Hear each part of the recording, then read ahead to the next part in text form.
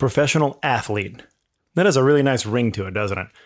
It's like one of those job titles that kids like to fantasize about having, like astronaut, doctor, cowboy, president. I'm always jealous of people that have one word, easy to digest job titles like that, by the way. Stay-at-home dad that sometimes is an athlete with a couple of businesses and sort of coaches occasionally. Oh, and I have a podcast. Doesn't quite have the same punch as carpenter. It always feels like a scam trying to explain what you do when it isn't encapsulated in like one or two words. I think the potential for a job title is what drew me into the Highland Games after I first got into it, first tried it. I grew up in the shadow of a professional athlete, but to be honest, I never had any feelings of inadequacy about it. I never really felt like I needed to measure up athletically to my brother. Probably would have been pointless anyway. I was really proud of him, and for a long time, it wasn't much more complicated than that. Being close to that level of accomplishment in sports, though, it did show me that being a professional athlete wasn't just the stuff of like kids' daydreams. It was a real job that real people can attain. It wasn't being a celebrity or an actor in a movie. It was a merit-based way of making a living playing games. The idea that you could use your physicality to determine your worth in the marketplace as well as your social status, I think that's what really left an impression.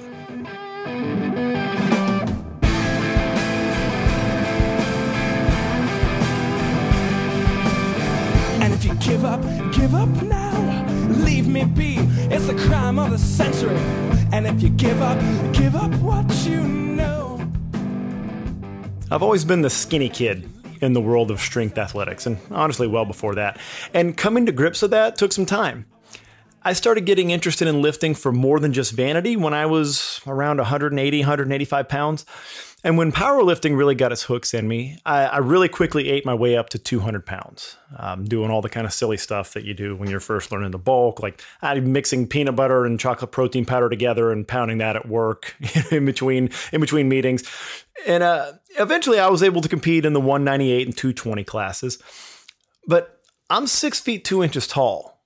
To be anywhere near competitive in that sport, I would need to be well north of 250 and probably closer to 300 pounds. And here's where I cut to the end of the story. I never did it. I never got that big, and I never competed in a high level in powerlifting. My story is absolutely not unique. Every time I compete in the Highland Games or attend an amateur strength competition of any kind, I run across the young guy who is desperately trying to get his weight up to play with the big boys. He's somewhere between 175 and 200 pounds, usually in pretty good shape, and is looking for ways to test himself and put his gym strength to use doing something fun. What he doesn't realize is that he is strong. He doesn't feel strong deadlifting in the 400 to 500 pound range or benching right around 300. But being as far on the other side of 30 as I am, and training in as many sports and as many disciplines as I have for the last 20 years, I know that he really is. Try as I may, I could never convince him of that, though. There are a myriad of adaptations that take place in the body as it becomes larger. This guy probably reads voraciously. He studies the top guys. He pays attention to technique, mental cues, training methodologies. He really pursues the craft of training. In doing this, he discovers a very simple truth. The quickest way to gain absolute strength is to gain body mass. Get big, lift big. Along with anecdotal evidence, results from lifters throughout history, there is science to back him up. In the most basic Newtonian sense, mass moves mass. Therefore, more mass is going to have an easier time moving more mass. Leverages change. As the range of movements and joints are modified from weight gain, muscle mass increases if you're training. Your peripheral nervous system becomes accustomed to firing more motor units in its muscles to move limbs. Certain lifts like the bench press enjoy a huge bump from simply packing on weight because the range of motion changes. There's most definitely a point of diminishing returns when it comes to body weight. But hey, you can deal with that after you win all those sweet trophies, right? Here's what the young guy trying to bulk up doesn't want to hear. He's never going to be like the guys he idolizes. If he is past the age of 22 and looking for a way to get big and set records, he's probably never going to do it. The ugly truth is that guys who are big and world-class strong almost never had to worry about bulking or eating every day until they were uncomfortable. I say this because I've spent a lot of time with elite athletes well over 300 pounds, and I've seen what eating is to them. I have desperately tried to choke down one more bite of burrito while they casually finish their second plate of deluxe fajita nachos or whatever. Their bodies have always had the blueprint for being massive, and their eating habits have developed to complement that. I've also seen athletes of similar size and strength eat far, far less than you would imagine they do. Now, all of this isn't to say that the skinny kid can't one day get his weight up there with the top guys. The problem is he isn't going to do much else on their level, most likely. It's at this point that I become sad when I see friends, acquaintances, or even strangers gaining massive amounts of weight to move weights and perform feats that are well below elite. Of course, look, everyone has a right to do with their body as they see fit. But I also have a right to call what they're doing dumb. Freedom is great that way, right? Now, it's worth bearing in mind that almost any sport it's at its highest level is not particularly healthy. Pro football is an injury-riddled, brain-rattling nightmare. MMA has weight cuts that leave athletes looking like someone vacuum-packed them and didn't let them sleep for 6 days after. Power and strength sports are no different. You have to sacrifice normal fitness at a certain point to be elite. All I'm trying to suggest is that you should have some indication that you might actually have a snowball's chance in hell to be elite before diving into a pit full of self-inflicted degenerative disease. I've watched one former football player I briefly trained with balloon up from a relatively healthy and jacked-looking 250 at around 6'1" to over 350 pounds in order to pursue strongman. Now, wait, powerlifting. Strongman again. Maybe some Olympic lifting, I guess. He's fat. He's stronger, sure, but he's fat, and he looks like his life is in danger. He has a really beautiful family and a real job and a lot going for him, but he's pushing his body to an unhealthy extreme to compete in sports most people don't watch, and even if they did, would never see him on TV doing it. I've seen it happen again and again. Perfectly healthy young men, yes, it's almost always men, get a taste of the strength game, want to get better, and they start eating until their friends and their family can't look them in the face during meals. They start to look like shit, feel like shit, and they aren't healthy anymore. Which is probably why they started lifting weights to begin with, to feel better. But they can squat a little more than they used to. I'm sorry, I can't give that my stamp of approval. I also don't have an actual stamp for that. I really just kind of make a facial expression. That doesn't come across on audio real well. But luckily, I can see this trend starting to gradually reverse.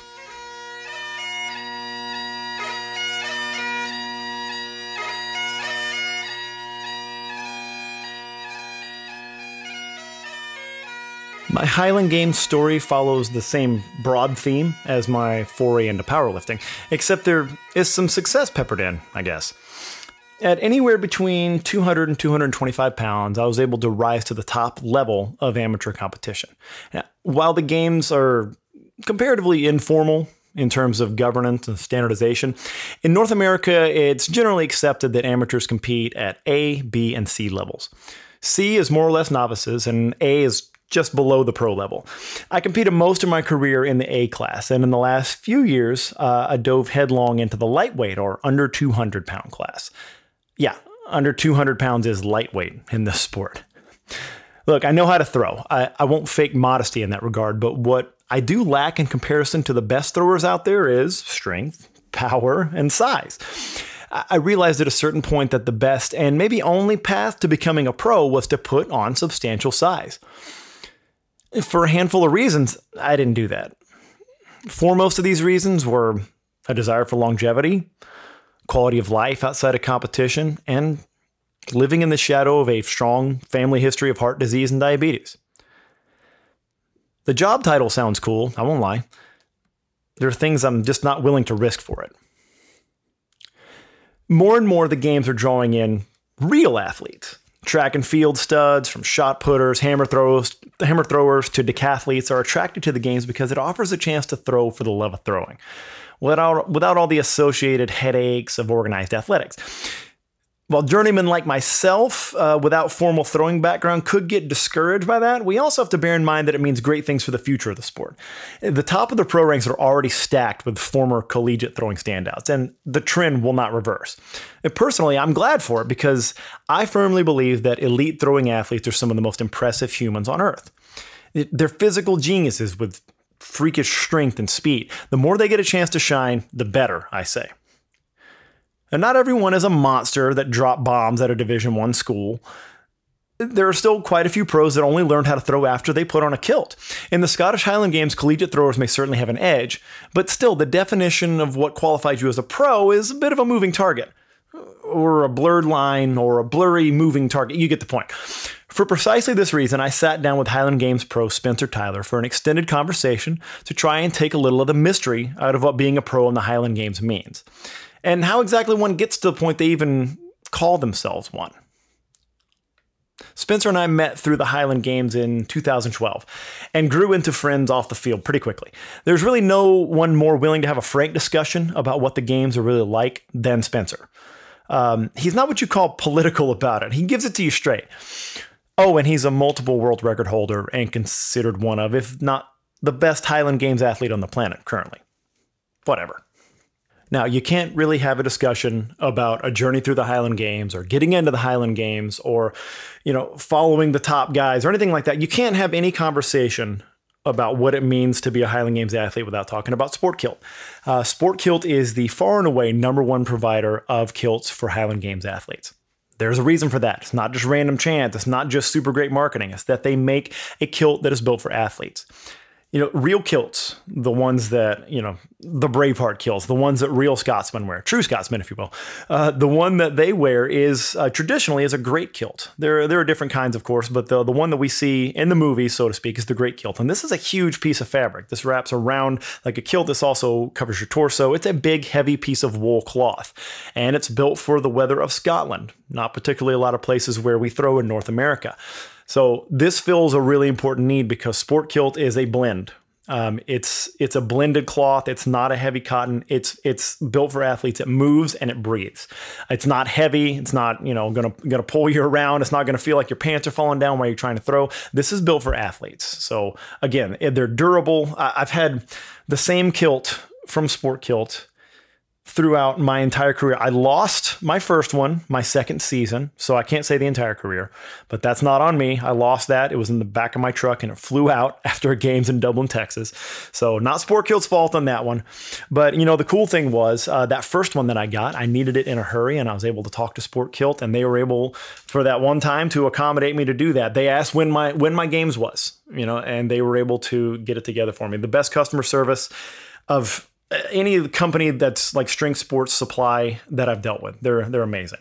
So Sport Kilt is just kind of the way and the truth and the light for getting kilts in the Highland Games. There's no way around it. Spencer is actually the one that introduced me to Sport Kilt. They've been super supportive of Spencer's career, of my endeavors. They're supporters of this podcast. They're sponsoring this episode and the Highland Games series, which I'm extremely appreciative. And that's just kind of how that company operates. Anything to do with the games, they're behind it.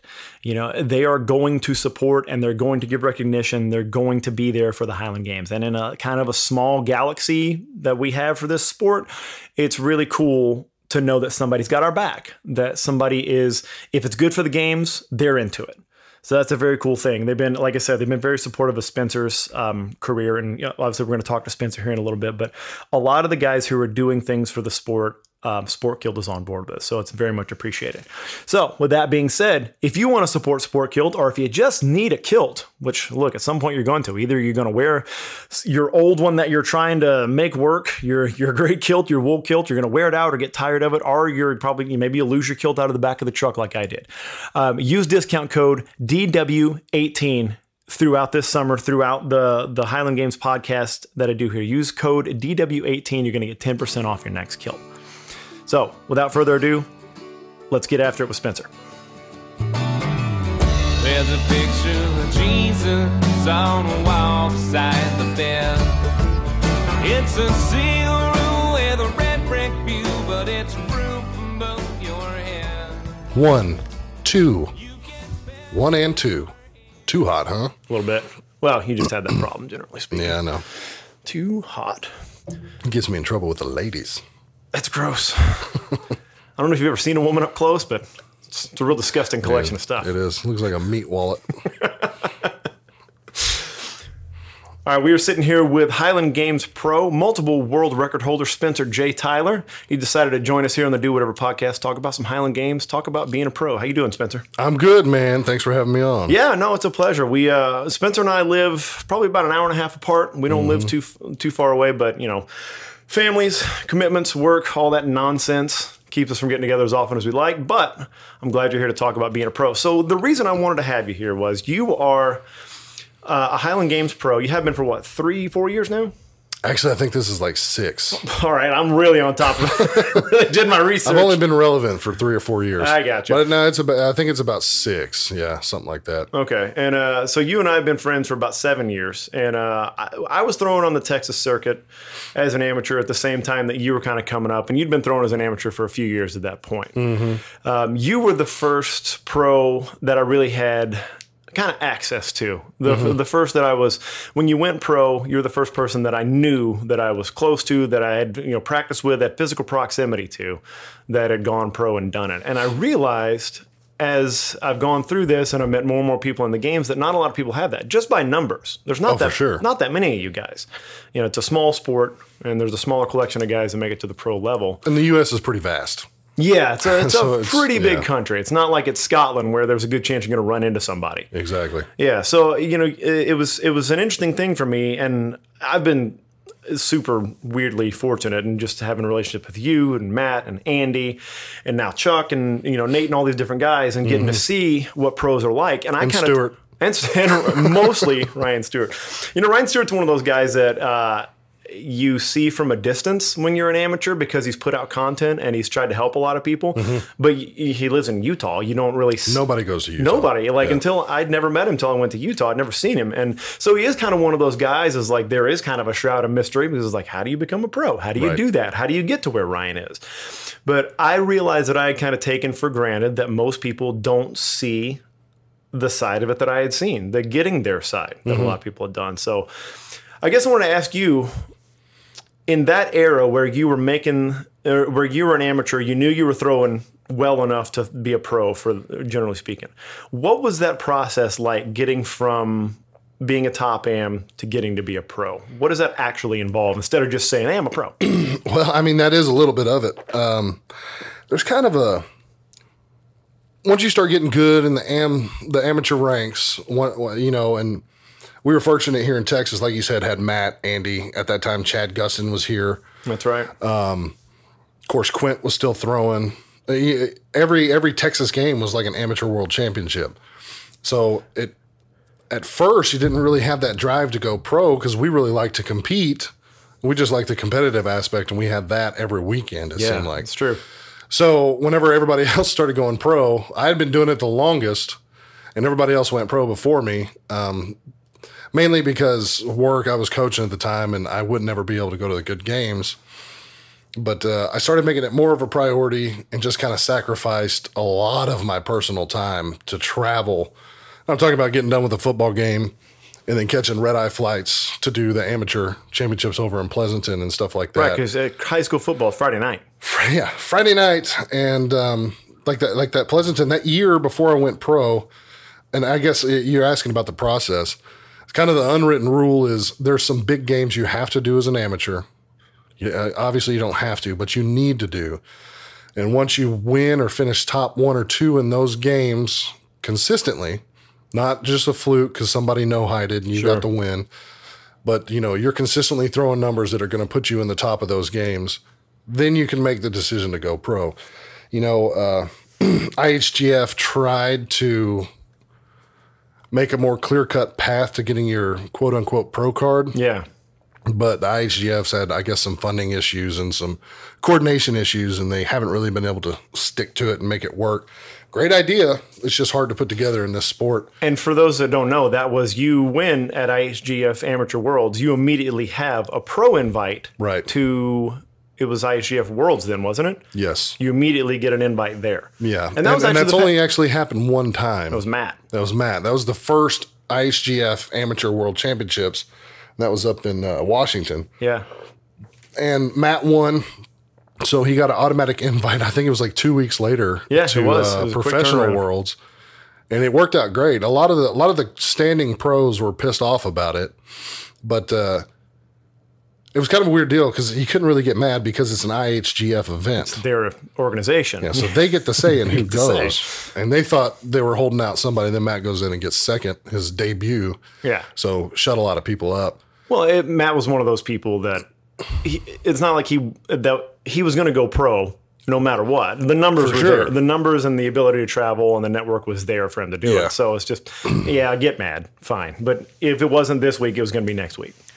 Yeah, and it's a weird deal, man.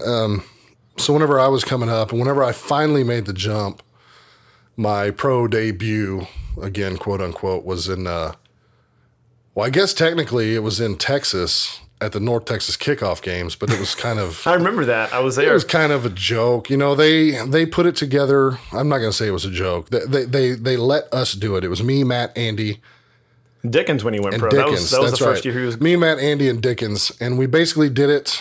And we made it official. You know, they gave us money for travel and hotel and a little pride just to hit that bare minimum. Yeah. And we went there to get a full game early just to, basically say, hey, we're pro now.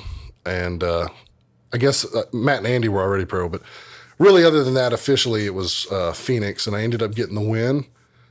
And it was a solid group of pros because you had Jake Sullivan, who he doesn't throw anymore, but when he was throwing, he was a good pro. Yeah, he's a monster. And and we'll get back to that, but a non-thrower going into the pro ranks. The guy that didn't throw. He's one of the rare breed guys that was able to pull that off and be successful, really successful. Really successful, yeah. But yeah, then after that, I went to a couple other pro games, and I think I won my first 3. And they just, that old group of pros, and I'll never understand it. And I'm not going to say the group, it was just 1 or 2 of them. For some reason, kind of put their nose up to me. And I remember the comment very well that, Spencer Tyler turned pro. He hadn't paid his dues. And I'm sitting there like, what the hell, man? I've traveled all over the country on my own dime. Yeah. The only game I haven't done was the Minnesota Championships because it was always at a bad time. I was never able to make it. But did Enumclaw and Pleasanton and, all the other big amateur games. And I did it in horrible physical shape because of being up for, 18 hours the day before doing football games or 2-a-days or flag 7-on-7 football or something, just putting in a ton of hours and flying and going. Never fully rested, Red or Rock. Right, exactly. But this is a long answer. Sorry. That's why I'm interviewing you. I don't have these answers. Right. So I'm asking you. Personally, my belief is I don't think you need to go necessarily to an amateur world championship because the only one that really holds weight is the one in Minnesota, and that's a good one. But there are a lot of people that have won or done really well that haven't gone pro. Sure. I think the big games as an amateur to go win would be Enumclaw, Pleasanton, and then North-South. Well, and Enumclaw is the North American Championships. It's it's not just the games. It's you're gonna face the best competition there most times. For sure, and that's your gateway into Pleasanton. Yeah. So the way the North American Amateur Champion works, if you win it, they buy your plane ticket to Pleasanton for you. Oh, okay. That's you get a $300 check. Okay. But the way to get around you being paid as a pro is that's your plane ticket to Pleasanton. I gotcha. Because you get an automatic invite to Pleasanton being the champ there. Huh. At least that's the way it used to be. I'm sure it's still that way. It's been a while. But go win or finish top 2 in Pleasanton, and I always feel like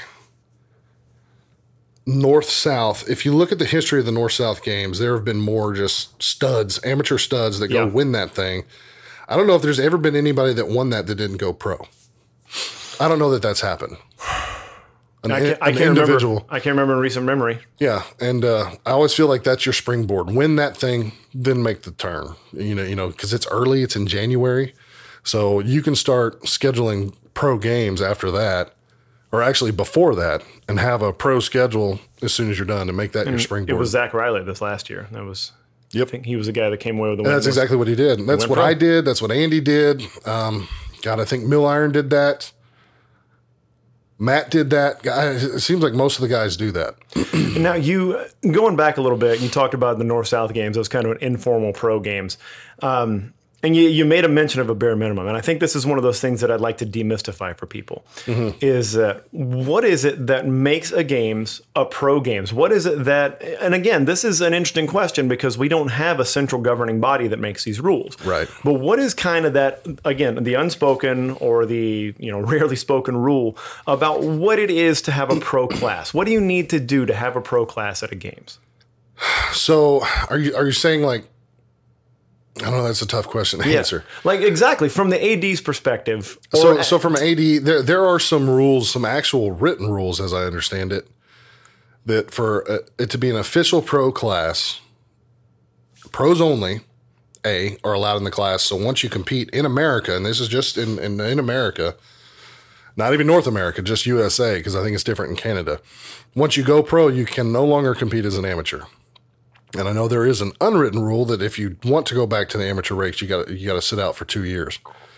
But you have to have a minimum of 4 athletes, and I believe you have to throw at least 5 events, and there has to be some kind of purse. Yeah, and now it doesn't have to be prize money, but it has to be money spent on the athletes. So that could be flight, food, hotel, and I think it has to total. I can't remember, like $2,500 maybe, something like that. Yeah. And, of course, most of the pro games pay out a lot more than that. Especially the ones once you get better, you're not going to go to, lower tier pro events. Yeah, it becomes a time issue. Unless you could drive to them. Well, yeah, but that's a big part of the deal. The travel's a big part of the deal. Especially here in Texas, it sucks. Yeah, we're in a no man's land for. I can drive to one game. Yeah, there's Arlington, or now Decatur. There's Texas Scottish Festival, and that's it. And so some of that also, I think, drove where you kind of came from as a pro, because we do kind of live in a desert for Highland Games in Texas, and in order to, I use the example of there are pros on the East Coast and the Southeast, and throughout the spring and a lot of the summer, they have games every weekend. Oh, yeah. And they have pro games, every other weekend, if not more. There's a lot of opportunity, so you're going to see more pros in that area, and you're going to see a wider variety of their skill levels, to be perfectly honest.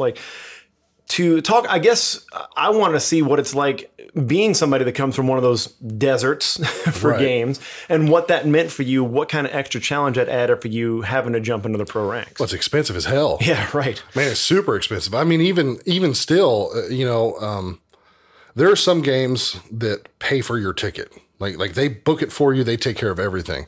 But the majority of them, you pay for it up front, and then either the prize money is good enough that it'll offset the cost, or they will reimburse you to the penny. You'll get a separate check for your flight.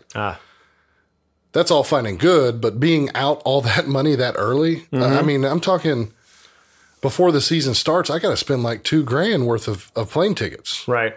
That sucks. Yeah. It sucks bad. And that's, flying out of Texas is fucking expensive. Yeah, we're far from things. Yeah, it sucks, man. And God, I got in a bind this week actually, because we were talking about games coming up, and somebody asked me what time I got into Chicago. Chicago's in 2 weeks. Yeah. 2 weeks.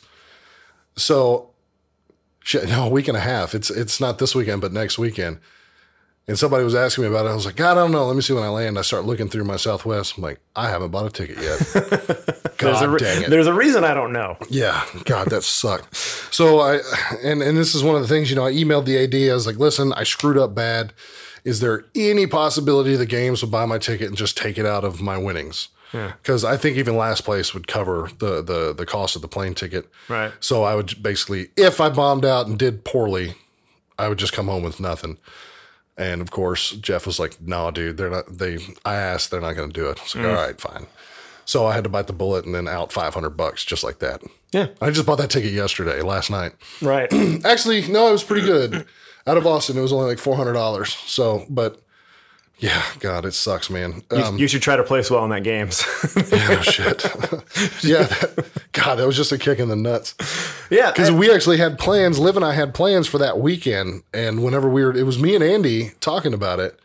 I think in Costa Mesa last weekend or 2 weeks ago.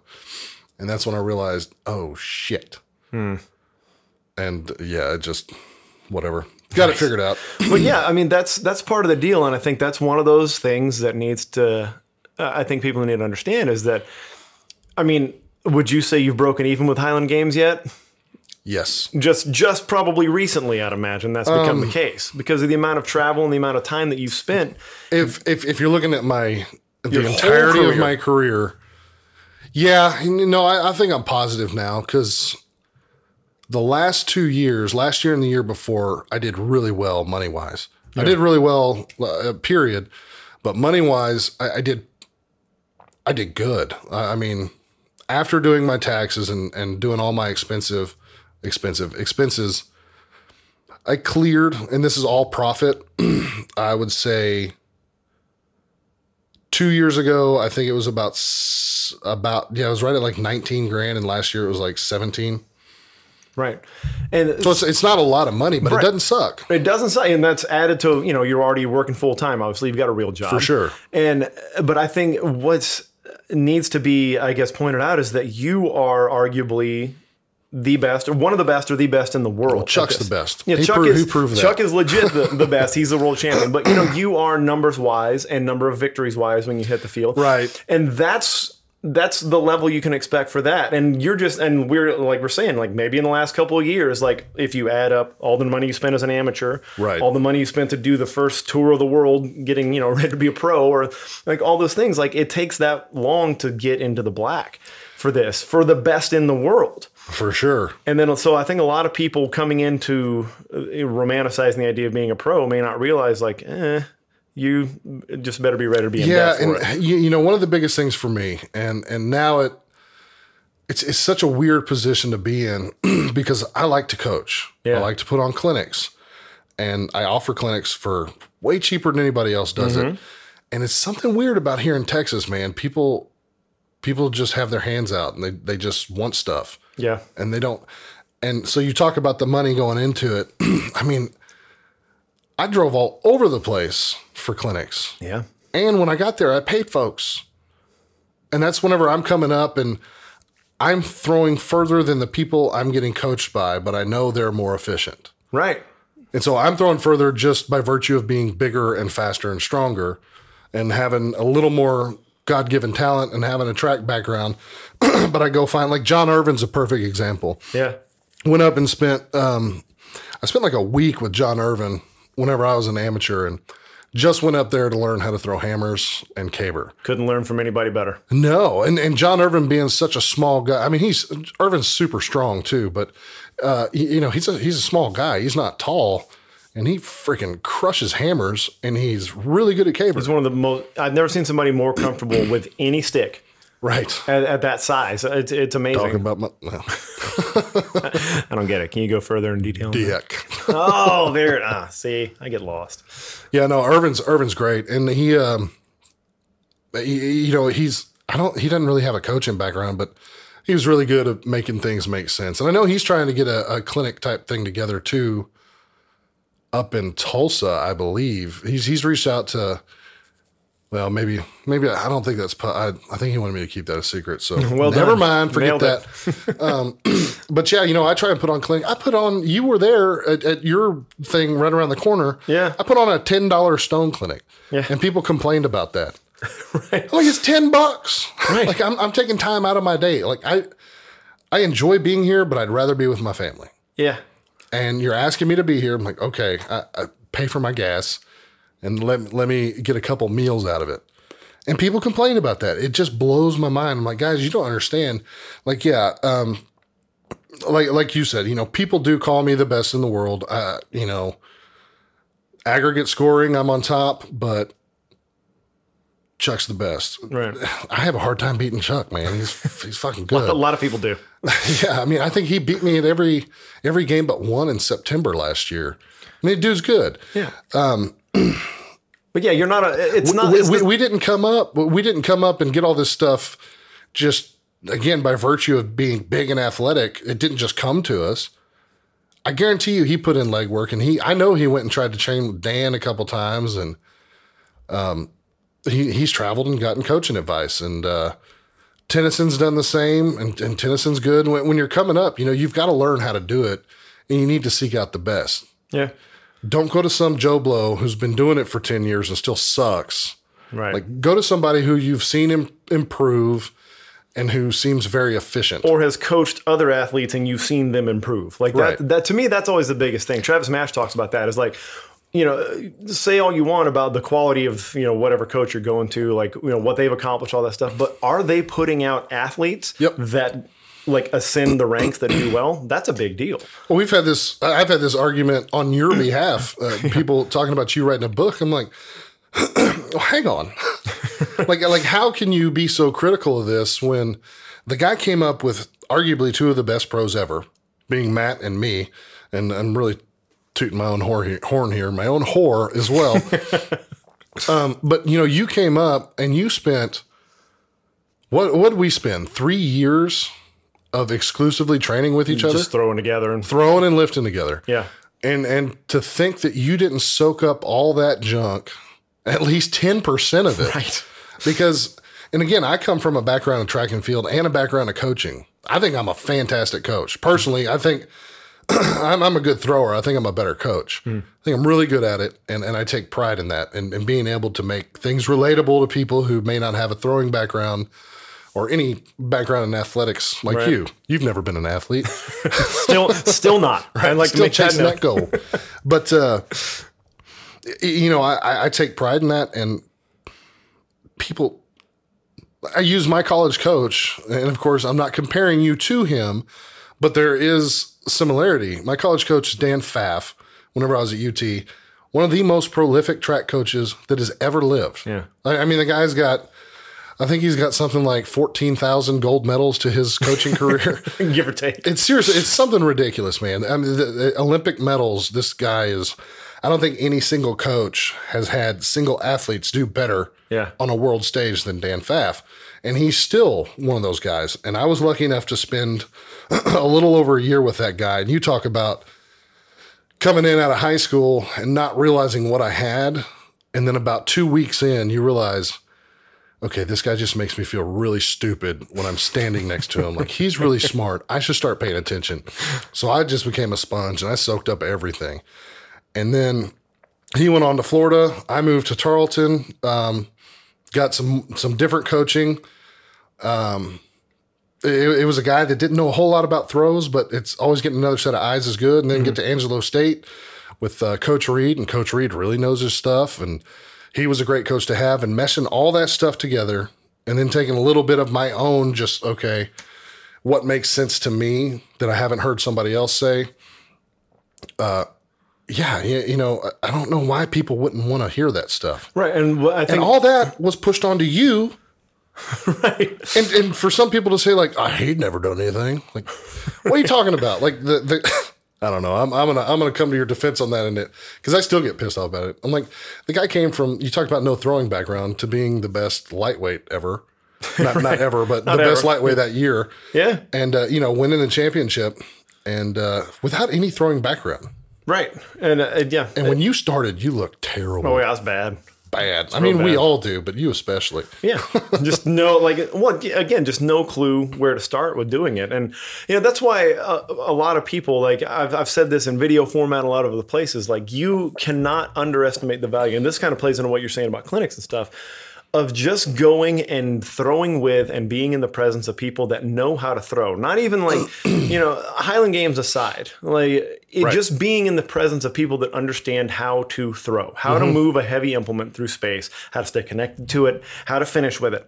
Like, just seeing that in person is way different than watching video. You can get a lot done watching video and emulating. I think we both know that. But the value of standing on the field with somebody that can can physically put you in the right position and show you why it works, that will make you 10 times better. And if you do it for a decade or so, like I did, all of a sudden, like, hey, you know what? I can pass this on to somebody else. I can do that. Exactly. And so that's why you'll never hear, I think, anybody that's really got a realistic idea of, hey, I want to get good at this. Those people you won't hear complain about paying $10 for a seminar with a collegiate shot putter who's now doing Highland Games. Can I pay you triple that for triple the time? Will that be fine? fine. Yeah, like, man. That's how it should look. Because that person, just like you said, all those years of coaching, all that years of time, those thousands of hours and those reps that you've done, I shouldn't get those for free. I don't think it's fair for me to ask you for that for free. That's been a big portion of your life. Right. I think you should be happy to give somebody money for that because like, hey, thanks for all that work you did that I don't have to do now because you can show me. And you know, the funniest thing to me with that, and this is the answer I get, and I just look at the person like, yeah, no shit. That's where I'm coming from. So I tell them, and this is, I've said this since I've moved back to New Braunfels. I said, if I'm out throwing, you're welcome to show up for free. Yeah. And I can't help it but to coach you up. Like I can be there and try and zone in and just do my own thing. It will not happen. I will always wind up coaching you up. And that is an open invite, always. If I'm throwing, and right now, I mean, it's so freaking hot, it's hard to get out and do it. But it was every Tuesday, Thursday, I'd be out throwing. And I would tell people where I was going to be. Nobody'd ever show up. Mm-hmm. Every now and again, I'd get some people. Spraggins is one of those guys that he came out and threw with me. And then Chris Shuttlesworth came with him. He happened to be in Texas. I don't think he had moved here yet. But he came out. They came out on like a Thursday. And of course, you know, like I said, that's going to be free. But I tell that to people and they're like, well, it's hard to get out there. You know, I got a lot of stuff going on Tuesdays and Thursdays. I'm like, yeah, I got a lot of stuff going on the weekends. I'm like, that's why I don't want to, like, these are the days I want to be out there. The other days I want to be with my family. So if you're going to take my personal time away from me, it's going to cost you. If you're going to come out whenever I'm already doing it, it's free, bud. Yeah. Like you said, I can't keep What my mouth sacrifice shut. do you want to make? Do you want to sacrifice your personal time for no pay? Or do you want to sacrifice a little bit of money for some one-on-one coaching? Yeah. I would always sacrifice money. Right. And really that's, you know, Matt and I talk about this all the time too, is like, that's what money, that's a good use for it, is to buy time, you know, is to buy like, you know, okay, I want to be able to have the time with my family. So what can I do with this money that I have to make sure that I protect that and I can do other things? Like instead of like you said, instead of taking it away, like I'm going to go practice with Spencer Tyler on that day, you know, you're paying for someone's time, but you're purchasing knowledge. Yeah. You know, and that's something it's not something that's going to wear out. Right. You know, I don't understand. And what's like you talk about total money invested in the games, what's $100 for a Saturday? Right. And if you're serious about this, and that I think that's a conversation a lot of people need to have with themselves. And when they're looking at this whole idea of romanticizing being a pro, you have to take a really solid look at yourself and realize, okay, do I really want to do what it takes? And that's part of the reason I wanted to do this, was I want somebody to look at, yeah, I want to be a Highland Games pro. I want to do that. That's a very easy thing to say. I've said it out loud. That's what I want to do. But like, what does it really mean? Yeah, I remember that day. Yeah. I was like, you think I could do it? Well, you know, sure, do it, do it. Yeah. But yeah, like, you know, have somebody have a realistic look of what it actually takes to do that. And to be honest, what are your chances of doing that? And so if you're going to invest the money, you're going to invest the time. What are your chances of doing that? The other side of that coin for me is I don't see any problem with realizing, okay, you'll never be a pro. You're never going to make money doing this. But do you like doing it and do you want to get good at it? There's nothing wrong with that. There's nothing wrong with being an amateur forever and continually trying to get better and improve at it. That's what everything in your life should be. Like you should be thinking like, hey, this thing that I do that I'm committed to, I'd like to get better at that. Is that worth $20 for a clinic? Yeah, it totally is, to feel like you got better at something. Yeah, as soon as you get content, I think it's time to stop. Yeah, yeah. And that's with anything. I mean, I can't see anything happening in my life that I can be like, yeah, that's good enough. No, I always want it to be better. Yeah. I can be happy where I am, but I'm still going to want to be better.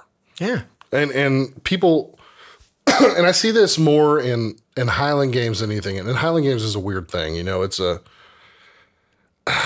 I don't know how to explain it, but any slapdick off the street can walk out and throw Highland Games and go back to work and be like, hey, I competed in Scottish Highland Games. Cool, great. What I get annoyed with, and I don't have any problem with that, what I get annoyed with is these guys and girls that come out, they never train, ever. They never been in a weight room, they just come out and they throw and they scream and they get mad and they cuss because they're not doing good. Right. That's what I call the Murph Effect. So Murph, I got mad at Murph one day because he was throwing bad at his game. I'm like, Murph, when's the last fucking time you threw something? And this is Mike Murphy from Michael Murphy. Yeah, Mike Murphy, Midland, Texas. I was like, how are you getting mad? Like, you're not allowed to get mad. You don't deserve You haven't that. thrown in a year. You haven't lifted a weight in over a year.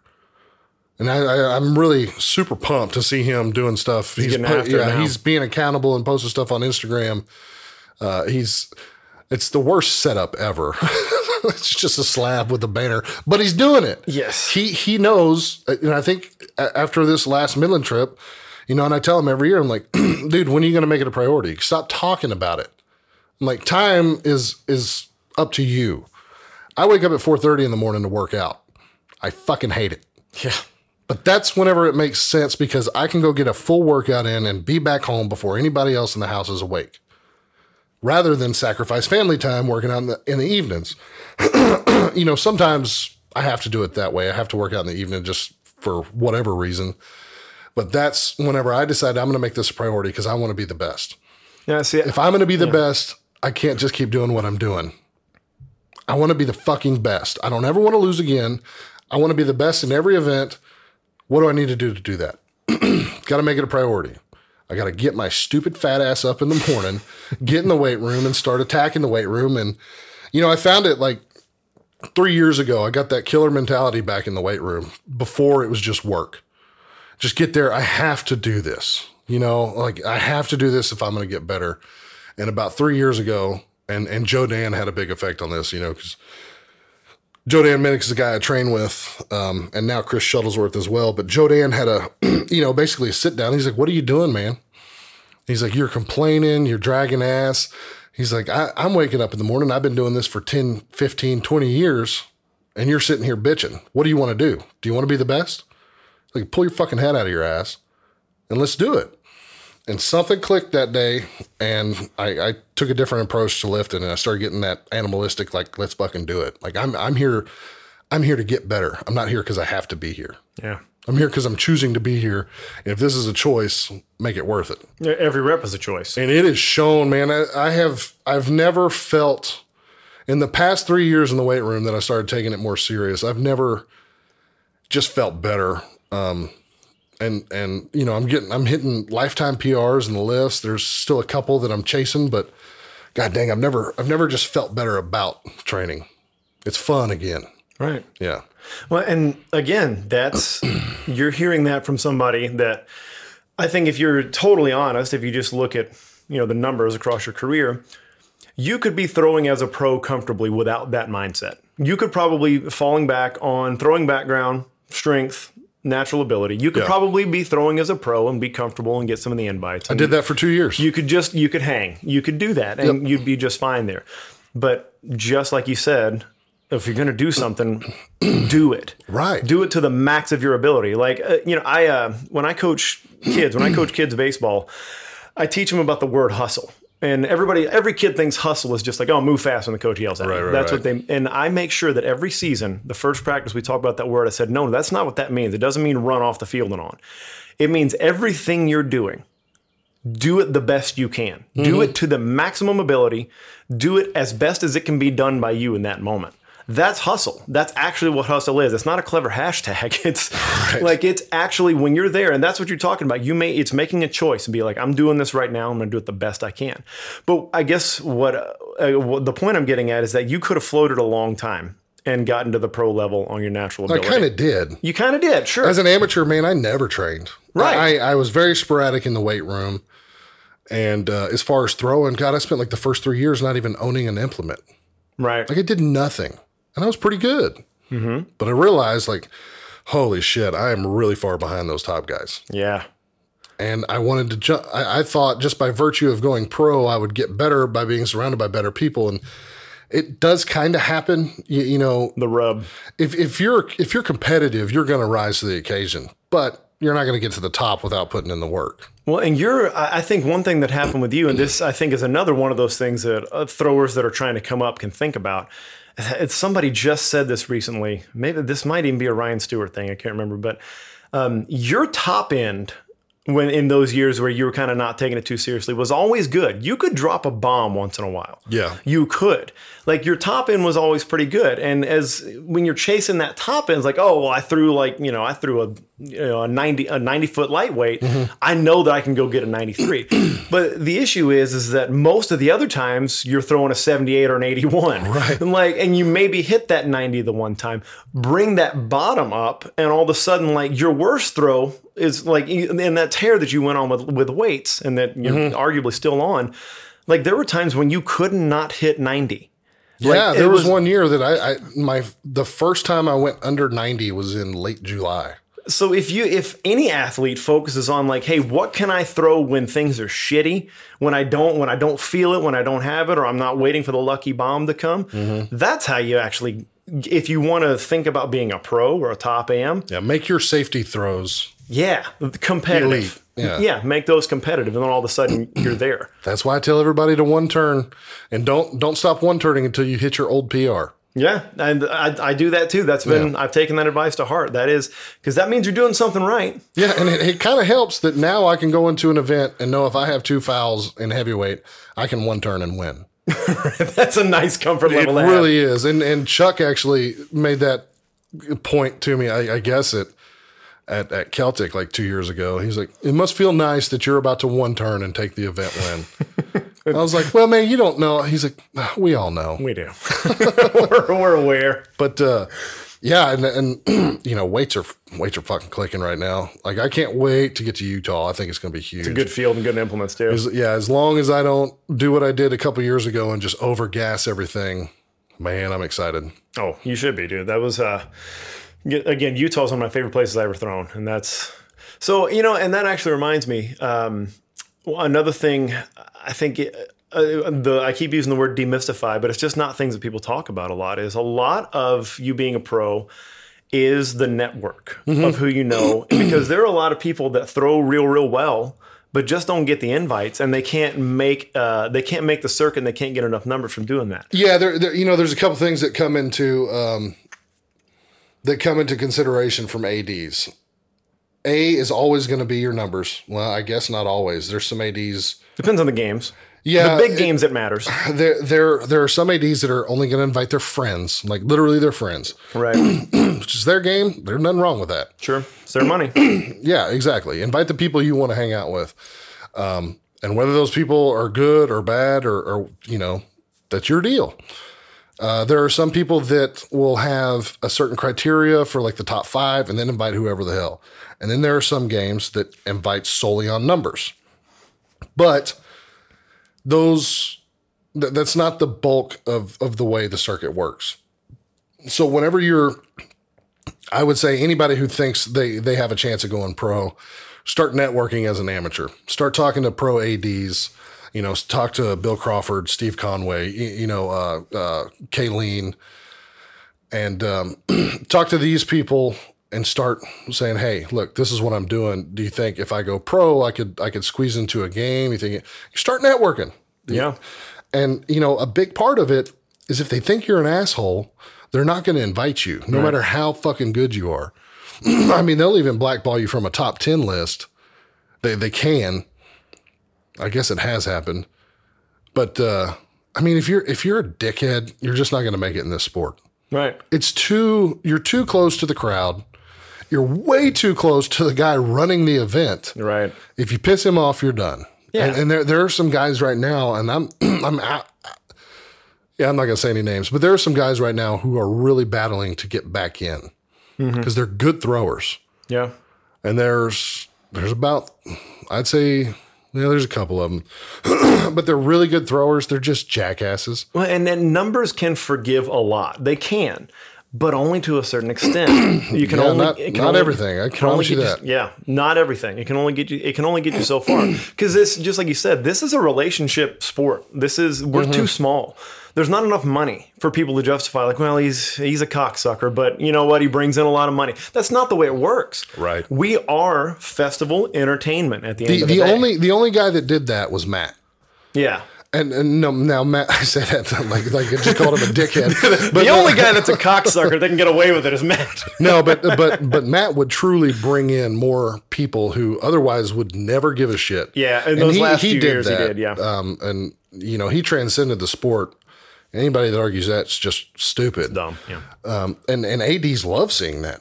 So they, you know, they would ask him to come. He's still getting asked to come to games just to announce, just because he's him, and people know he has a following. Right. But yeah, you know, once you get to a certain level, if your numbers, I'll use me for an example. 3 years ago, 4 years ago, I started my upswing, and I started getting really comfortable doing some things, and I had some big PRs. But like you said, the consistency thing wasn't there yet. And I started getting some emails and some Facebook messages from some bigger games, you know, saying, hey, I'd like to try and get you in. Let's see what you do next year. I'm like, what do you mean? I just had a fucking great year. Right. Like I just finished second overall in points. And I'm thinking that's pretty good. That puts me ahead of McKim. But of course, that doesn't matter because nope, almost nobody could beat McKim head to head. Right. But anyway, and then that next year, people, the breakout year or whatever, then I started getting calls. Yeah. What do you think was different? Well, just, I mean, I broke 4 world records. That helps. Literally, that's it. But you're also... I was so far ahead of everybody else in a couple events that ADs wanted that at their games. Right. They wanted some guy to show up and be a freak. You know, I'm not going to pretend like I'm on this guy's level, but that's why they bring like half Thor to games, just to throw wob, to show, and it makes us feel like assholes because we throw wob and we get up to that 18-foot barrier, and then half Thor comes in and makes us look really stupid. Right. But people understand that we're really good. This guy's just a freak. Yeah. And so as far as weights are concerned, if there's a crowd there and everybody's throwing these numbers, and I do notice too that most of the time in the order, they set up the order to where once we get to heavyweight, I'm throwing last. Yeah. And just so you see all these marks and then boom, this monster comes out. Right. And it's a cool feeling. I mean, absolutely. I'm very appreciative of that. But yeah, you know, if you start dropping bombs, consistently dropping bombs, you don't have like this freak, holy shit, this guy just threw like a 145 hammer. Like, where's that been? Right. And then you throw 130 the rest of the year. Okay, it was a fluke. Or I'll rag on Gilly. Gilly has a 47-foot heavyweight on the board. I know. I mean, I'm not saying he can't do it, but I am saying that's a fluke. Sure. Because he's nowhere close to that. His numbers don't bear it out. Yeah. Yeah, no. So that's one of those things like, okay, that's huge. Why isn't that guy going to these games? Well, because he doesn't do it all the time. Right. And so that's a consistency thing too, is that you have to be a known face on this circuit as an amateur and as a pro. Mm-hmm. Like you can't just show up and throw the couple of games that you like. Right. You do have to travel, and sometimes you got to go. I've been on the road, you know, at the same games or same events with you and Andy and Matt and things like that. And I've been fully aware that you guys are somewhere where you may not especially want to be that weekend. Oh, without a doubt. Sometimes you're Phoenix. Right. Sometimes you're going out there to maintain a relationship because that helps to unlock the door. That helps you to know, like, the right people are here, or the sport generally like looks at it like somebody that doesn't show up to certain games or like just shows up to the two they like is like, okay, well, what are you doing? You're not somebody that's in it for the sport. And, you know, you talked about the difference between those 2 years. Obviously, setting world records helps a lot. I do think one thing that you're probably underselling yourself is that you are aware, just like I mentioned earlier, that this is a festival entertainment sport. Oh, for sure. And that there's a crowd right behind the ropes that's interested in it, and you can interact with them, and you do. You do a good job of being approachable, of talking to kids in the audience, talking to the AD, being entertaining, waving to the crowd, smiling, having a good time when you're out there. And my personal advice from being somebody that's a fan and a thrower and has watched pros for a long time is, if you are on the cusp and you're not a world beater, like you don't have massive numbers, at least be the nice, entertaining person that the crowd will come back out next year to see you. Right. They'll remember. Gilly. Yeah. Fucking Gilly. He's great at it. He's got a sponsor at Celtic that says if anybody drops out, I want Gilly to come. Yeah. And so like Jane took hell a while back because the top 10, and it really sucked for Robin, but she made a point, and you can't argue it. She says, if somebody in the top 10 drops out, I choose who comes. And she basically said, until he's done throwing or until these sponsors don't like him, I'm going to choose Gilly. Because he totally bailed her out one day because somebody dropped out like 2 days before, and she's calling around, and she called Gilly and, was trying to figure out how to get him there. And Gilly's like, I'll just drive. Wow. I'll just drive. I'll get in the car right now and I'll head that way. And saved her ass. So she loves him. And Gilly's a fun guy. He's fun to watch because he's such a goofy dude. But yeah, crowd erections, crowd interaction and being hyper approachable is key. We're paid, like you said, we're paid entertainment. Yep. I mean, is it a sport? Of course it's a sport. But more for us than it is for the people watching, to be honest. The people watching, I mean, it's not strongman. We don't have that kind of sponsorship money. We're always fighting for it. Right. So what do you do again to make people want to come watch you and being personable and, having an online presence helps. Sure.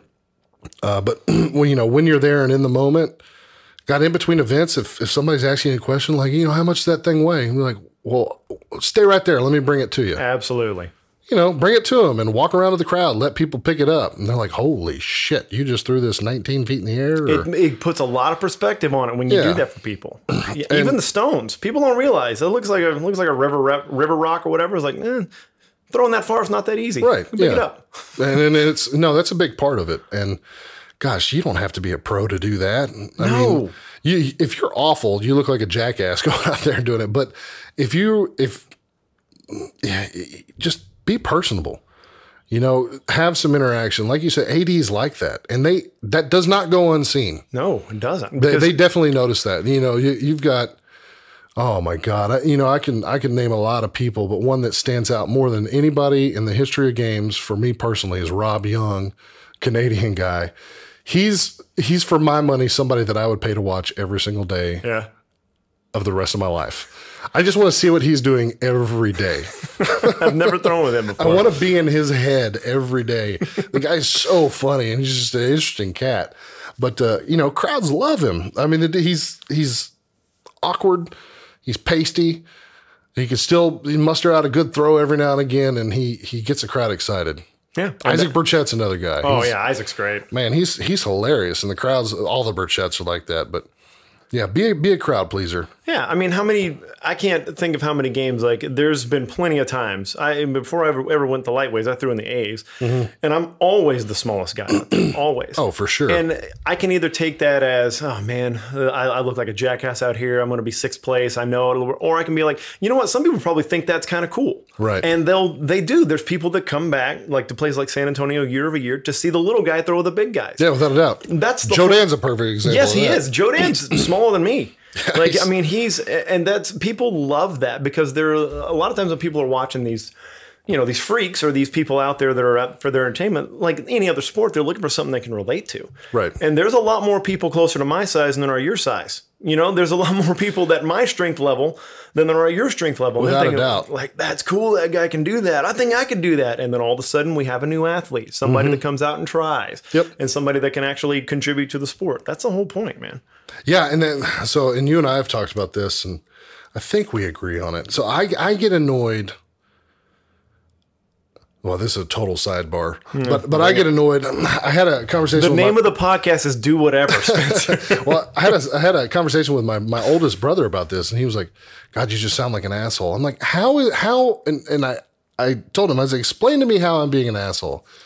When I have literally overheard athletes talk about, I don't understand why they get to throw in front of the crowd and we don't, or they get to throw on Sunday or Saturday and peak hours and we don't. They meaning the pros. The pros or the top amateurs. The top class. I actually overheard this while I was judging. It was a class that I was judging a novice class. Yeah. No, amateur C class, which just That's for beginners. reference, amateur C class, either you're just getting started or you're just awful. Yeah. You just And if you're there and you continue to go, you know you're not good. You just enjoy doing it. Nothing wrong with that. There's absolutely nothing wrong with that. And I will always say, as long as it's fun, keep fucking doing it. You paid your entry fee just like everybody else. You get to come throw and have fun. Exactly. Absolutely. But what I told my brother, I was like, listen, I can run 100 meters without stopping. But I don't think I should race Usain Bolt in front of a crowd of millions Correct. or thousands just because I can do it. Just Correct. because I'm there doing it. Like, that's not fair to them. Like, these guys are putting in a lot more work than you. Mm-hmm. And if you don't believe that, then you're just lying to yourself. That's right. It's like, if you want to throw in front of that crowd, there's got to be a stepping stone. There's got to be, something. You don't go through life saying, hey, I want to be an astronaut. And then that's your only goal. Like, that's it. Like, shit, it's really hard to just be an astronaut. Yeah. No, you've got to have little stair steps, little objectives you've got to hit on the way to being there. Right. First, if you're going to be an astronaut, you got to go to college. Right. So the first goal is getting out of high school, right? Correct. Then going to college and then passing your classes, then getting a degree and figuring out what you're doing next. It's not just, I'm going to be an astronaut. You can't just say, I'm going to be a professional athlete. And then just sit around and be like, God dang, those guys get to throw. Why can't I do that? Mm-hmm. Like, because you're not doing it. If you're going to be a professional, first you got to get out of that fucking C class. Then you got to get out of the B. Then you got to get out of the A. And that's not easy. It's not easy. That's why there aren't the sport isn't saturated with pros. Well, statistically, it's not going to happen. You have to look at that. Yeah. What is it? 1% of 1%? Right. Of all sports become professionals? Yeah. I agree. That's the way. Yeah. You have to look at it that way. And I think the long-term benefit of that, though, is that, like, I look at a guy that, like, the career arc of myself, I don't think I'm done throwing at this point, but, you look at somebody that starts from nowhere, starts in the C class, starts in the B class, and you do have that big goal, and you develop, and you become a decent athlete at this sort of thing, but maybe you don't make it to the pros. But you know what you did? Also, going back to what we talked about earlier, you didn't just sit around and try to figure it out. Right. No, you talked to Matt first, and then I think Matt pointed you in my direction. Was like, shit, we live a mile away. Hell yeah, let's start training. Right. But yeah, I threw my ass off and I lifted and I trained and I studied and I did all those things. And but if in the course of doing that, if I never make it to a pro games, I still became a pretty damn good athlete in a sport that I just decided to do that I wasn't getting paid for. And my life got better. I met you, I met Matt, I met thousands of people in this world because of that. And you got better. You weren't stagnant. And that's a pretty damn good journey for anybody. So yeah, go ahead and say you're going to be a pro. But if you don't, you still might have a pretty damn good time. Yeah. Like, you still may end up with a pretty cool life. Yeah, for sure. You like some cool experiences. There's not a single professional athlete on the planet, I believe, that is not hyper competitive. Sure. They might seem super lazy, but in the moment, nobody likes to lose. I mean, even fucking racehorses do this. Right. They don't like to lose to another horse. They get it. And they get, like, ashamed when they lose. And you can physically see it in their demeanor. It's really weird. Mammals, man. Yeah, no shit. But coming up, I always, using you as an example, as somebody that's like, man, I had these goals. I didn't reach these goals. I had goals. I had goals throwing discus. I just wanted to make the Olympic trials. That was my goal. That was it. Yeah. And I had a realization. And this is whenever I was deciding, am I going to keep throwing discus or am I going to chase Highland Games? And I was like, okay, I'm just good enough to maybe get into some track meets throwing discus. But chances are these guys are so far ahead of me and my lifespan of this sport being realistic, that's not going to happen. Yeah. But do I feel like I'm a failure at throwing discus? No, because in my chosen career span, there is measurable success. Right. I started at A, I ended at B, and I was better at the end than it was at the beginning. And I consistently got better. And then whenever I hit a point and realized, I had to make, and it was a hard decision, but I made the decision that I really love doing this, but it's not fun anymore because, I could see the writing on the wall. You know where the end is. Right. So I wanted to get into something fun again, get into Highland Games, and I have consistently gotten better and better and better. And like, I still think this year, I still think next year, and 3-4 years down the road, I think I'm going to continue to get better. Yeah, that's scary. When that stops, Am I going to stop? No, because it's still fun. Throwing discus stopped being fun. Sure. Like, or competing, because I was getting my ass kicked all the time. God, that sucks. By people 8-10 years younger than you sometimes. Right. And at that point in my life, I didn't have the the gumption, the mentality of, dude, you just got to put in the fucking work and do it. I didn't have that mentality yet. I was still a kid. I wasn't a kid, but I was still more worried about getting drunk and having a good time and making money. Yeah. And I knew that wasn't going to happen if I'm going to be that elite. Yeah. If I'm going to try to go to the Olympics, you know, there are some guys that could do it and have done it that still like to party, but that's hard to do. Takes a special set of skills. I mean, I like to have a good time now. Right. But yeah, that whole process of, I think people a lot of times discount because of, they think about the end goal, they think about the pinnacle, the thing they want to reach. And they really can you would think with as many people as there are saying the kind of stuff I'm about to say that people would realize this more, but there are a lot of people that really discount that whole process of becoming better at something. Right. How great that is for your life. How, no matter if you hit the wall at the end and you're getting beat by kids and you're terrible now, like, or you're not terrible, but like, you know you're never going to reach that final goal. Man, the whole process of becoming from point A to wherever you are is huge for your life. Like, you were able to take that, your time throwing the discus, and you're able to turn that into a successful career in Highland Games. Right. Just because of what you became over that stretch of time. Of what you're able to become. You're like, oh, you know what? I got a pretty damn good set of skills here now. Yeah, hell yeah. I mean, you can rate. You can make you can relate to all your trials in life to different books you've read. Right. Not the content of the books or whatever, but the only book I read is the Bible, Spencer. Right. It is the only book, from what I understand. But I heard somebody make this analogy one time, and I really liked it, and it makes a lot of sense to me. And they related it to their marriage. And I was talking to him about how him and his ex-wife still got along so well. And they had 2 kids, but they got along really, really well.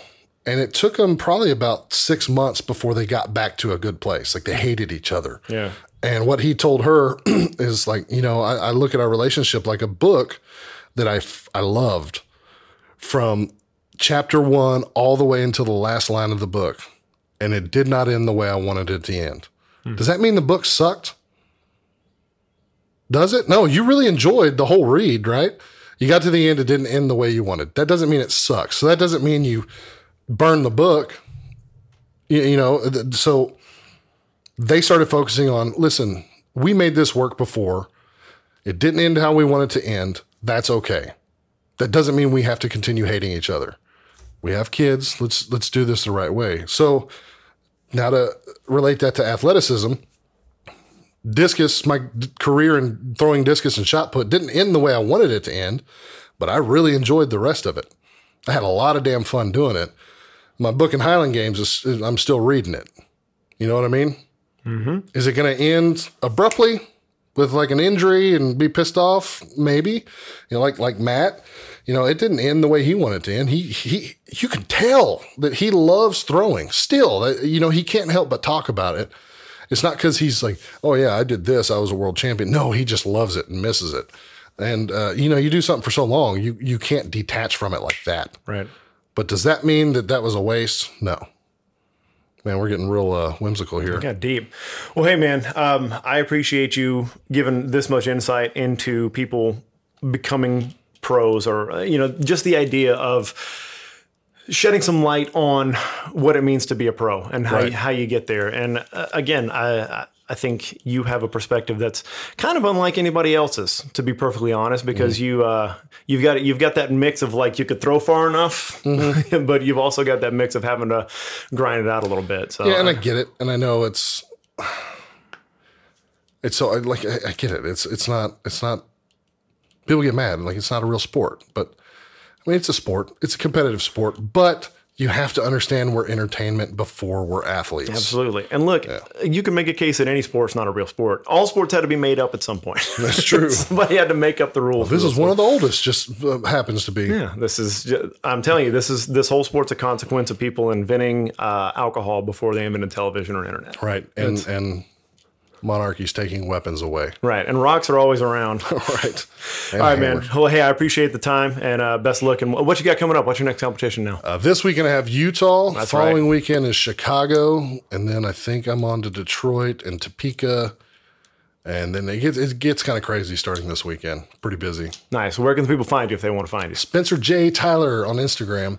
And then Spencer Tyler on Facebook. I also have a YouTube page that I do nothing on anymore. Good. But more importantly, go check out that HG Live YouTube page. Mm-hmm. That's where you're going to see Spencer drop some bombs at these upcoming games. He's going to be broadcasting HG Live at Utah and then a bunch of these other games too. So that's a YouTube channel to follow. That's Is this podcast going out pre-Utah? Nah, I won't make it out before Utah. But Okay, then tune in to Utah.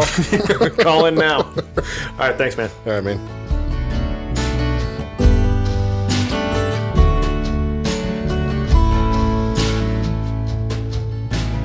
I went down to Beaumont. Okay, not surprisingly, that was a ton of fun.